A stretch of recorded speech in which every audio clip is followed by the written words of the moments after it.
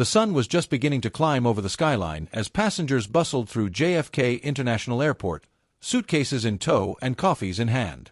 Among the crowd was a poised black woman dressed in a sleek navy jumpsuit, rolling a burgundy designer suitcase behind her.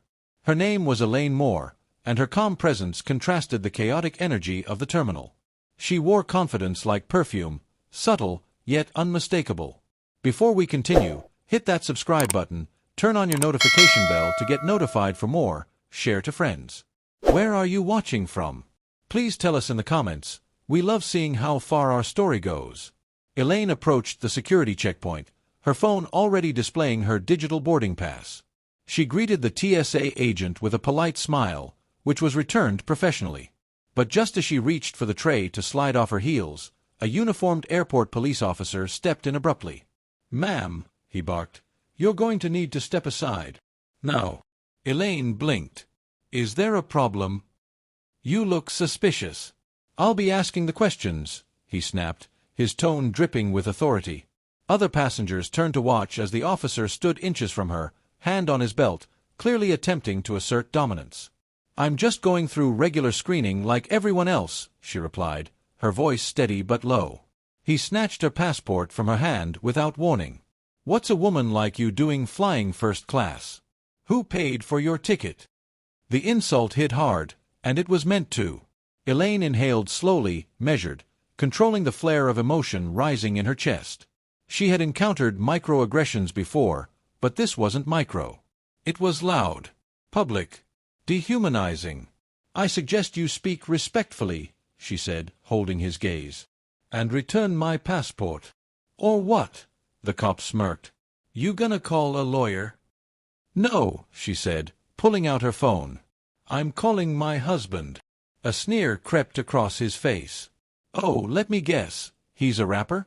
Football player? Or maybe a businessman?" The crowd shifted uncomfortably. People whispered. Phones began to record. The officer didn't care. In fact, the attention seemed to fuel him. Elaine dialed. "Hey, baby," she said. "Yeah, I'm at Gate 4, Terminal B. One of the airport cops is harassing me for no reason. Can you handle it?" On the other end of the line was Andre Moore, a man whose name didn't ring bells unless you owned a plane or sat in a boardroom. Founder and CEO of More Skies Aviation, one of the fastest-growing luxury airlines in the country, and owner of the very airline Elaine was flying on. "Give him the phone," Andre said calmly. Elaine extended the phone to the officer. "It's for you." He scoffed, ignoring the phone. "I don't talk to boyfriends of troublemakers." A voice came over the airport loudspeaker. "Officer Ryan Mitchell, report to Terminal B, Gate 4. Immediately." He paused. Within 90 seconds, 2 senior airport officials appeared, escorted by 3 additional security personnel in black suits with gold pins. One of them, a woman named Marissa Connors, stepped forward briskly. "Officer Mitchell," she said sharply, "hand that woman her passport." "Now." "What's going on?" he asked, looking baffled. "This woman is the wife of Mr. Andre Moore, the man who signs your department's annual aviation contract," she replied without blinking. "You are currently detaining the wife of the airline's owner. You've not only harassed a passenger, you've insulted a stakeholder." His face turned a pale shade of regret. Elaine's voice remained composed. "I gave you the chance to handle this respectfully." The officer, now visibly shaken, stammered, "I didn't know. I thought." "You thought wrong," Marissa cut in. "Officer Mitchell, you're suspended pending a full investigation. Hand in your badge at the admin office. Immediately." Gasps spread through the terminal. Several passengers clapped. One woman shouted, "That's what you get." Elaine stepped aside, letting Marissa escort her personally through a private security lane. She didn't look back. At the VIP lounge, Andre was waiting. Tall, refined, and impeccably dressed in a tailored gray suit, he wrapped his arms around his wife. "You okay?" he asked softly. Elaine nodded. "I've dealt with worse. But I'm tired of pretending it's okay." He kissed her forehead. "He's done. And so is that mindset. We're hosting a mandatory diversity retraining across every department at the airport, effective immediately. By afternoon, A statement from More Skies Aviation trended on social media. We will not tolerate discrimination in any form, against our staff, passengers, or family. Every traveler deserves dignity.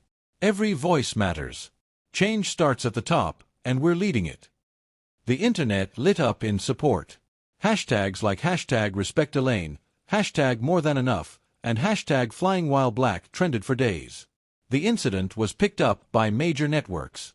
More people began sharing their own stories: quiet humiliations in public spaces, silent tears on planes and buses. But now, a conversation had been ignited. Not just outrage, but hope.